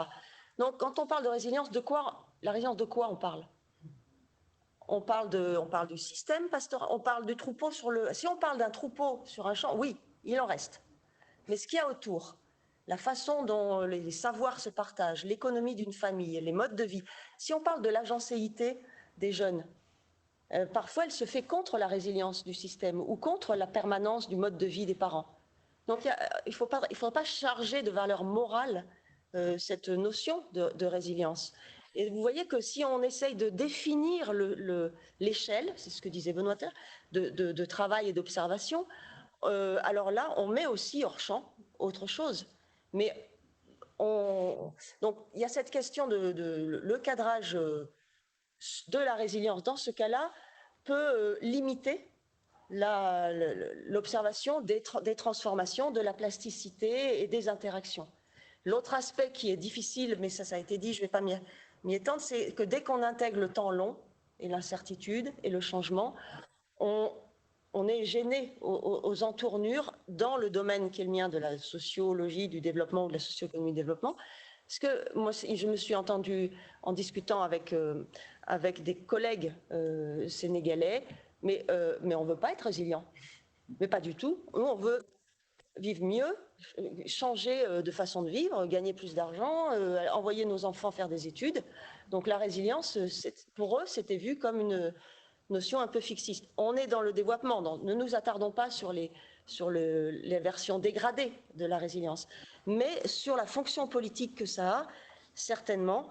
Et simplement pour conclure, moi je suis intéressée par les travaux qui intègrent le temps, y compris en économie, et donc les travaux des collègues de la régulation en particulier, qui regardent, qui analysent les régimes de stabilité et la fin de ces régimes de stabilité, en regardant un peu les crises ou les changements sous l'angle du choc, de la confrontation entre des rapports de force internes dans les pays ou dans les sociétés économiques, sociologiques, politiques, et la rencontre avec le monde extérieur. Ça peut être le milieu, ça peut être... Mais en général, pour les régulationnistes, c'est quand même à l'échelle régionale ou continentale que ça se place, avec une rencontre. Alors ça peut être l'extraversion en Afrique à travers les âges, ça peut être la mondialisation accélérée alors que les bases locales ont été pas construites du point de vue économique, du point de vue de la diversification économique, ou démolies. Et ça produit une rencontre qui est singulière à un moment donné. Il n'y a pas de réplique des formes de transition, il n'y a pas de réplique des formes de résilience. Ça se construit avec cette conjonction singulière de forces locales, de régimes locaux et de forces ou de pression internationales. Donc, bon, la résilience n'est pas un outil qui est confortable ou qui met d'une grande utilité heuristique, moi, étant donné ce champ de travail. Merci beaucoup à vous trois. Je pense que c'est l'heure de donner un peu la parole du coup à l'auditoire pour savoir si vous avez des questions et du coup pour en profiter pour élargir le dialogue avec nos intervenants. Vu nos quelques problèmes techniques, on n'a pas énormément de temps, mais on va quand même prendre le temps de prendre 3 ou 4 questions et on pourra continuer le dialogue ensuite à la pause café qui nous fera tous du bien, je pense. Est-ce qu'on n'a pas un micro par hasard? D'accord. Il faut adresser la parole fort, du coup, s'il vous plaît. Alors, si vous pouvez juste donner votre nom et peut-être, si vous êtes chercheur intéressé pour cadrer un petit peu. Robert Menefa, je suis chargé de recherche à la Carrefour de Lille et je suis intéressé par ce qui a été dit. Je me demande si, pour le moment, on ne peut pas, à travers ce que a dit Boris, sérieusement savoir ce que c'est que le développement par rapport à nos langues. Parce que quand je me suis inscrit à ce colloque, je suis togolais d'origine, j'ai posé la question nous sommes très peu, 9 millions d'habitants, mais nous avons jusqu'à 40 langues locales. Et dans ces 40 langues locales, je n'ai pas pu trouver ce que c'est que le développement. Ils ne l'ont pas. Ça veut dire que j'ai dû imposer ce que moi j'ai appris du développement ici. Et donc, finalement, en vous écoutant, je pense que le terme développement est en train de nous poser vraiment une difficulté si je le prends seulement à un seul petit pays de l'Afrique de l'Ouest. Le Togo, il est très petit, 56 000 km², 9 millions d'habitants. On n'a pas trouvé la correspondance du terme développement et de plus du terme résilience. On ne l'a pas trouvé. Donc, il y a une grande adaptabilité. Je suis très d'accord avec Madame la professeure sociologue qui est en train de planter le décor avec ce que dit M. Boris, si réellement le développement n'est pas aussi encore une illusion de la pensée occidentale. Est-ce que vous voulez rebondir là-dessus? Merci pour cette remarque, parce que la notion de développement est une notion évolutionniste et que la pensée paresseuse, c'est le fixisme. J'ai une certitude, j'ai plus besoin de réfléchir, alors que le développement m'oblige à voyager, rencontrer et poser la question que vous venez de poser. Donc merci pour la question. Mais nous, occidentaux, on a la même chose avec les Africains. Les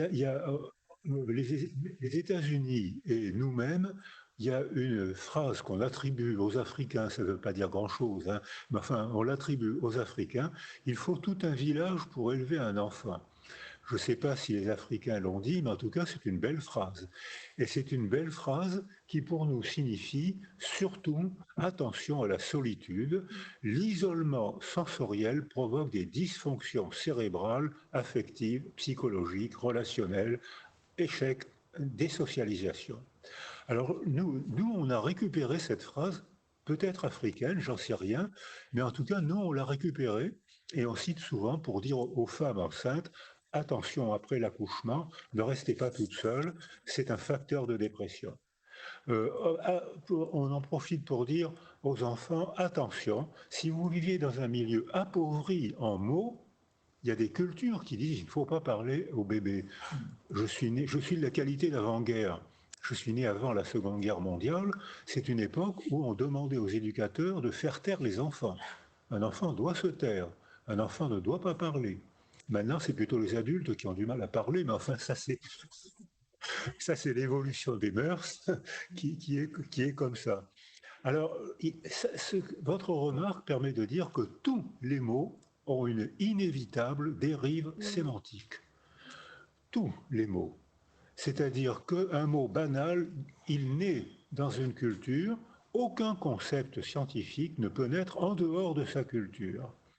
Alors, dans notre culture occidentale, le mot secrétaire désigne un meuble ou un métier. Et quand vous rentrez dans un magasin en disant « je voudrais acheter ce secrétaire », tout le monde comprend que vous voulez acheter un meuble et que vous ne voulez pas acheter le gars qui fait les papiers. C'est-à-dire, c'est le contexte qui donne sens aux mots. Donc, ça veut dire que la pensée évolutionniste invite au travail, au voyage, à la rencontre et à la nécessité du problème que vous posez. On introduit le mot développement en Afrique. Personnellement, je pense que les Africains vont en bénéficier. Mais les Africains, enfin ce qu'on attribue aux Africains, c'est d'introduire la notion de village que notre culture occidentale a mis à mal parce que avec le développement de la performance, le modèle, c'est Rockefeller. Rockefeller, c'est la fable qui montre le modèle de l'individu jusqu'à la stupidité. C'est-à-dire que le développement de alors ce que vous avez dit, c'est-à-dire que tu dois avoir en toi les qualités nécessaires pour t'en sortir. Ça, c'est une phrase raciste. C'est-à-dire qu'il y aurait parmi nous des individus de qualité supérieure qui, eux, vont s'en sortir. Et donc, la métaphore que j'entendais quand j'étais enfant, c'est si un enfant se développe bien, c'est que c'est une bonne graine. S'il se développe mal, c'est que c'est une mauvaise graine. C'est une métaphore raciste qui éliminait complètement les pressions du milieu.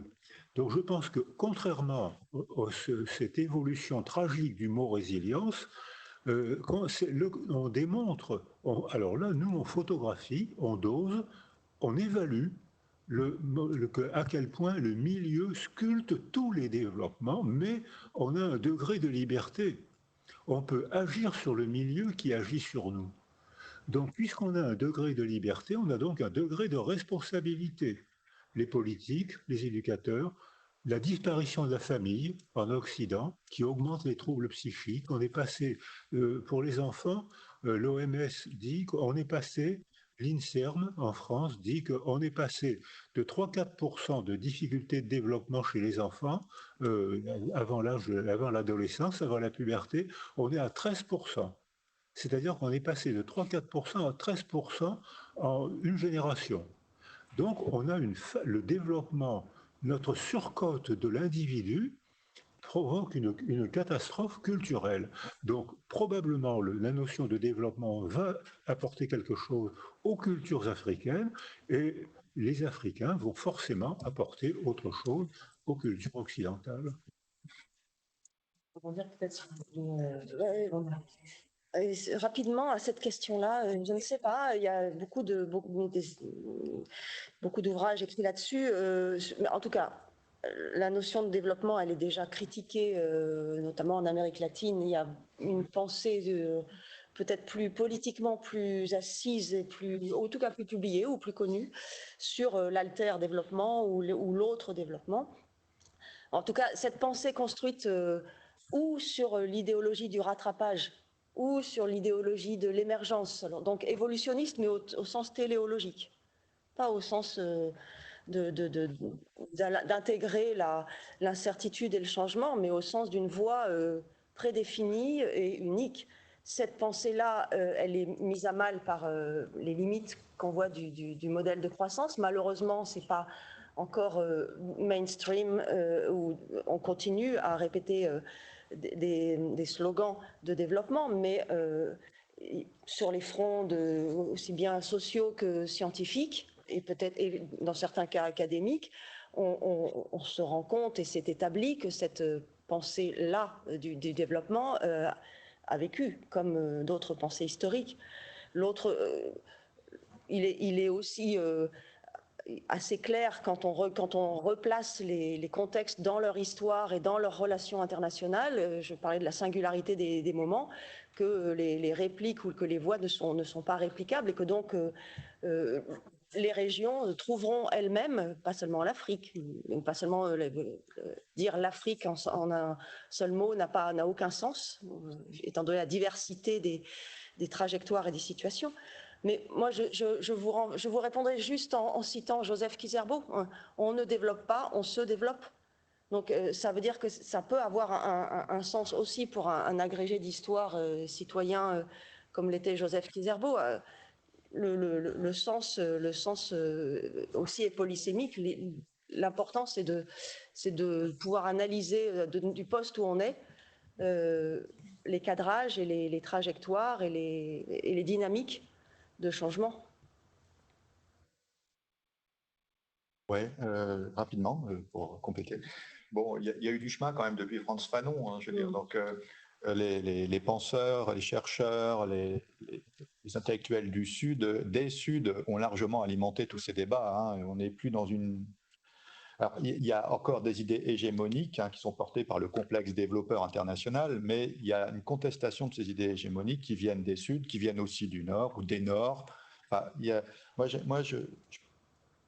pour sortir de ces débats entre voilà, une espèce d'universalité ou pas, moi j'aime bien toutes ces approches qui se définissent comme pluriverselles, quoi.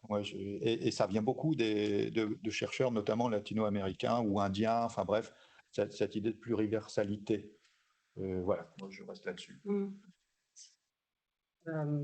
S'il y a des questions, on va peut-être prendre plusieurs questions comme ça pour pouvoir conclure ensuite. Est-ce qu'il y a d'autres questions? Oui, Angèle. Bonjour, moi j'aurais une question pour Donald Lalo, peut-être, sur le lien entre durabilité et résilience. Le développement durable, ça a aussi une notion assez libéralo-compatible. Quel lien on peut faire avec le terme de résilience et comment vous l'envisagez? D'autres questions? Oui, Patini. Ok. On pourra de toute façon continuer à échanger. Très rapidement, c'est compliqué. C'est compliqué. Je ne sais pas, j'ai écrit des trucs là-dessus autrefois, il y a quelques années, mais autrefois, ça fait vieux. Mais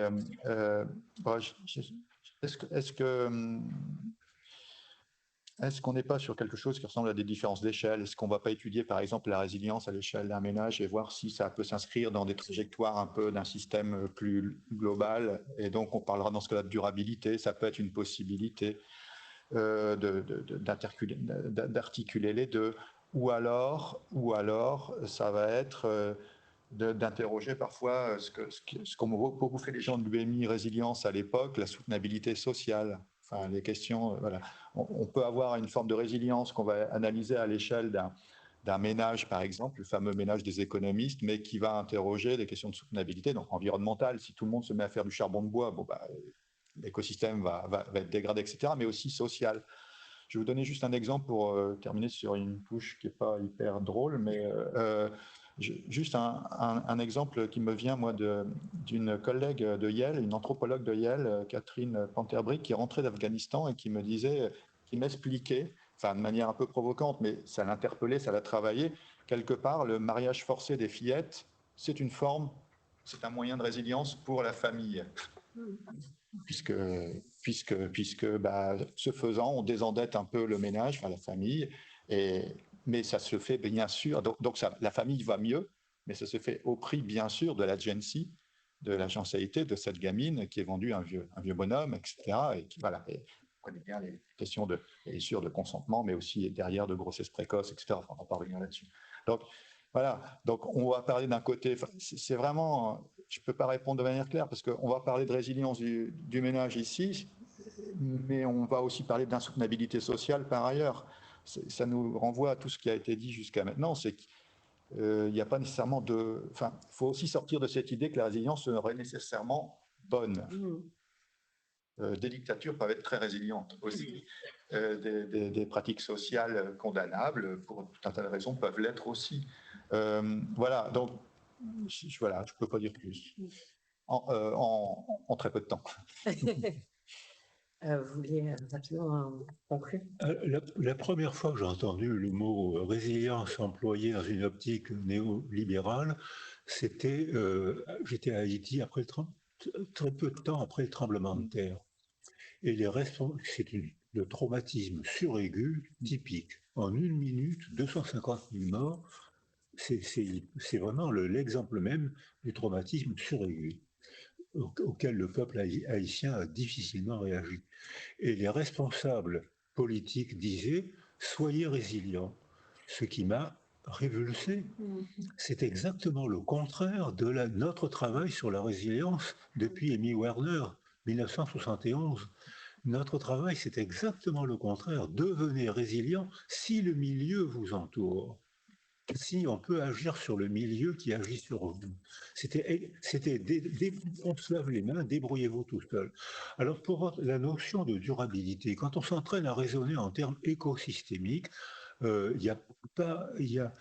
tous les bénéfices sont momentanés. C'est-à-dire que il y a beaucoup de thèses qui ont été faites sur est-ce que la résilience est un processus continu?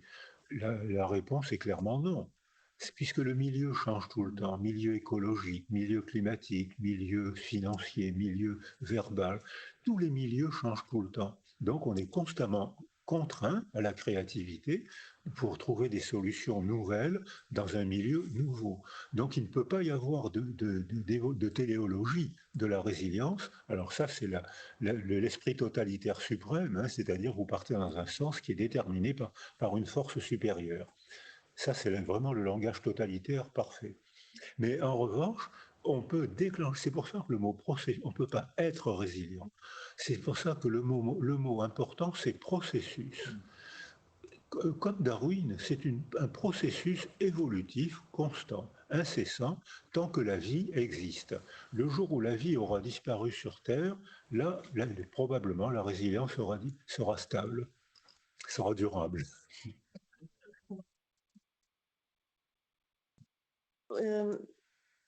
Votre question me rappelle deux approches de la durabilité.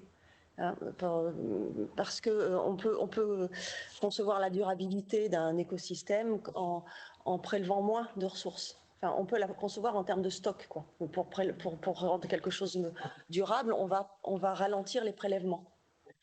C'est ce qui a une limite, parce qu'à la fin, quand même, il n'y aura plus de ressources. Et c'était la vision de quelqu'un qui était philosophe des sciences et qui s'appelait Thomson, mais qui a été reprise par pas mal de collègues, ou bien on conçoit la durabilité comme le soin d'entretenir les propriétés d'interaction à l'intérieur d'un écosystème ou d'un socio-écosystème. Thomson parlait d'intégrité fonctionnelle, c'est-à-dire qu'on maintient, on préserve les interactions à l'intérieur et autour de ce qu'on observe comme potentiellement durable. Ce qui change beaucoup en termes d'aménagement du territoire ou en termes de gestion de la nature, mais là peut-être qu'il y a un peu plus de proximité avec ce dont on vient de parler comme résilience. C'est-à-dire qu'il y a cette notion d'entretenir, pas d'appuyer moins fort, mais d'entretenir les propriétés intrinsèques, les traits de ce système-là. Du coup, je vous remercie. Je pense que du coup, on a un thème pour l'année prochaine, développement durable, pour pouvoir critiquer encore une fois cette approche. Merci à vous trois. Merci d'avoir du coup ouvert le débat.